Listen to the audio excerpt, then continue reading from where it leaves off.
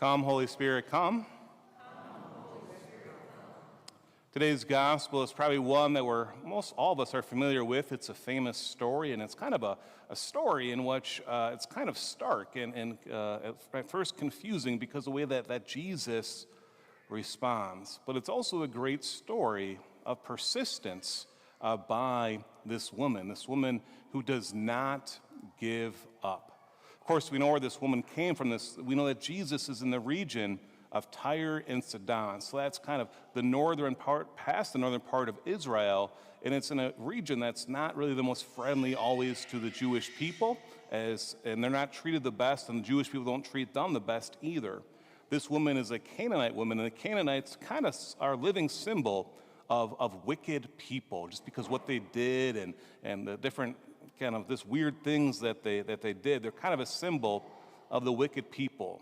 So it's this Canaanite woman who comes to Jesus and cries out, "Have pity on me, Lord, Son of David." Why? Because we know that her daughter is afflicted with this demon. But there she is crying out for mercy, asking God to show her pity. Asking Jesus and the Son of David, she has great faith in him. And yet, how does Jesus respond? He doesn't say a word. And we're thinking like, whoa, wasn't his heartstrings pulled here? How come he is not ministering to this woman? But instead, he ignores her. But this woman does not give up. We know that she calls out the disciples as well, so much so that now they're getting annoyed as well. And so they go to Jesus, "Hey, Jesus, send her away, for she keeps on calling out after us." So she must have been very persistent. And once again, the disciples are like, "She's annoying, get her away," right? We've all experienced that in our life. And how does Jesus respond? "I was only sent to the lost sheep of the house of Israel." Now we know this is Jesus' mission to bring the house of Israel back into communion with God, to establish this great covenant. We know later on, after his resurrection, he says, "Go out to all the nations, baptizing in the name of the Father and the Son and the Holy Spirit." And we hear about that in our second reading today as well. But Jesus' main mission is to unite the house of Israel. And so this is what he says. And the woman just simply says maybe the most beautiful prayer out there: "Lord, help me." That is a beautiful prayer. If that's all you take away from this homily, and I hope you take out more than that, by the way, but if that's all you take that prayer with you. Lord, help me. That's a sign of humility. It's humbling ourselves and knowing that we need help from God. And so she cries this out. And once again, we think the next part of the story should be Jesus healing her daughter. But what does he say? Something that can be taken at great offense. It is not right to take the food of children and throw it to the dogs. Here he is calling her a dog. That is offensive 2,000 years ago, and it's offensive today as well. And yet, what is Jesus trying to say here? I am here to feed the people of the house of Israel. It's just like you. You're not going to feed your dog the food from the table before you feed your children. That would be out of order. And this is what Jesus is saying. That would be out of order for me to do this. But this woman has this great response. And once again, this great faith and this great persistence. "Please, Lord, for even the dogs eat the scraps that fall from the table of their masters. Lord, even the scraps that you give will be enough for me." That's what I long for. I know that it will be enough for me. And so she doesn't give up. And how does Jesus respond? "Woman, great is your faith. Let it be done for you as you wish." And we know what happens, that her daughter is cured from that hour on. Why? because of this woman's great faith and her great persistence as well. We know that we too are called to be persistent in our faith. We know that we too are called to be persistent in our prayer, not giving up, but continuing to go to God all the time and not giving up in the times of difficulties or those times when we think He does not hear us. And this is key, to be persistent even when it's not going well, it may seem like.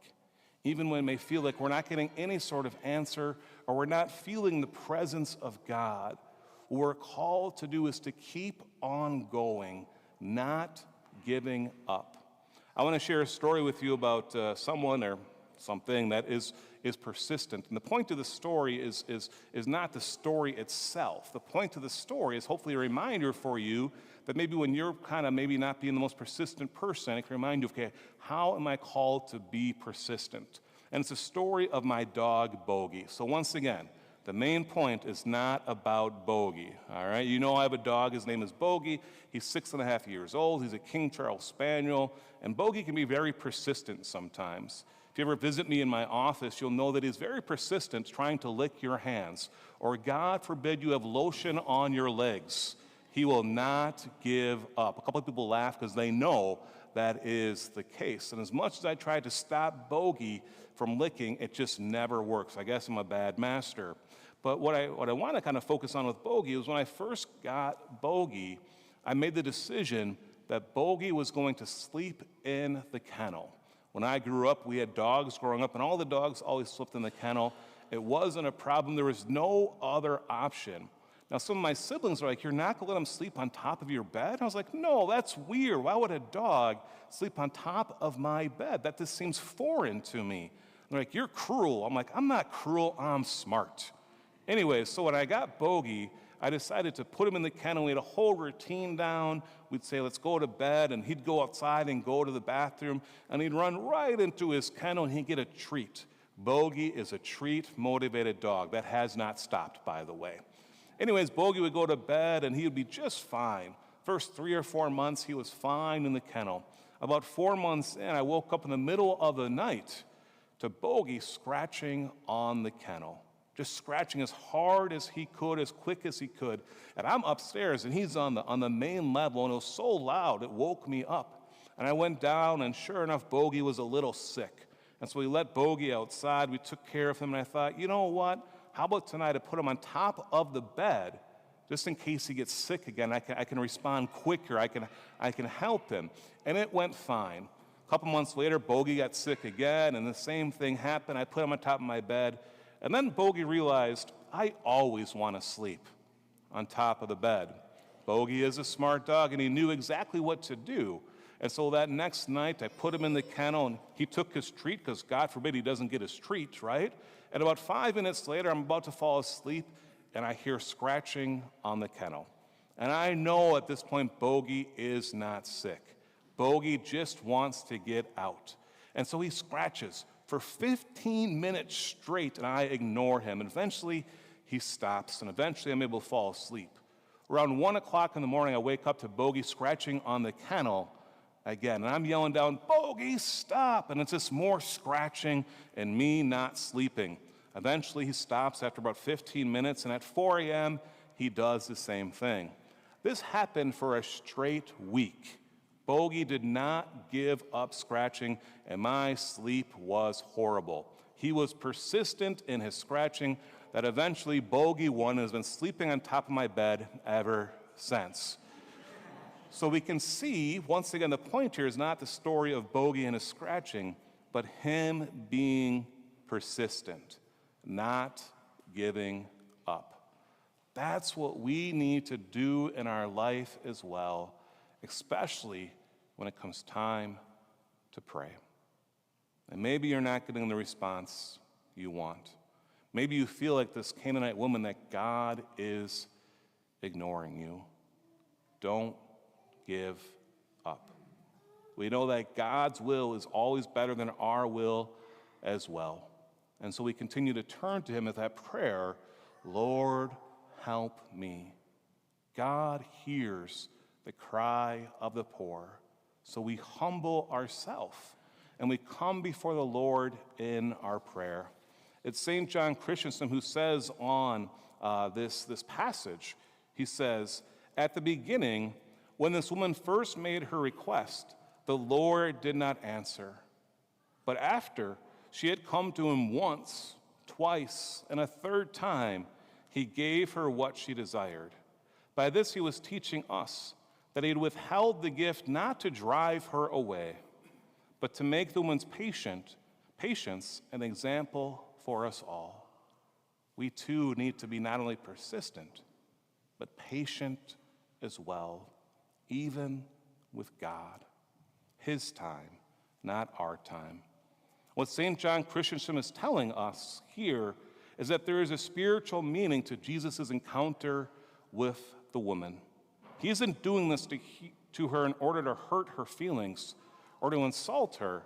He is testing our faith just like he tests our faith in order to give us an example of patience and prayer, in order to give us an example of the fact that it's important to ask other people to help us, just like this woman asked with the disciples. But at the end of the day, we need to be persistent in our prayer to the Lord. And if we really want the Lord to answer our prayer, we need not to pray once and then give up. We need to persist even in the face of difficulties, even in the face of apparent silence of God. We need to entreat him, be patient in prayer, be persistent, trusting that the Lord hears us, that he knows what is best for us, and that all things will work out in the plan of providence to good for those who love him. Once again, continue to go to the Lord, humbling yourself, saying, "Lord, have pity on me. Lord, have mercy on me. Lord, help me," and knowing that God truly hears the cry of the poor.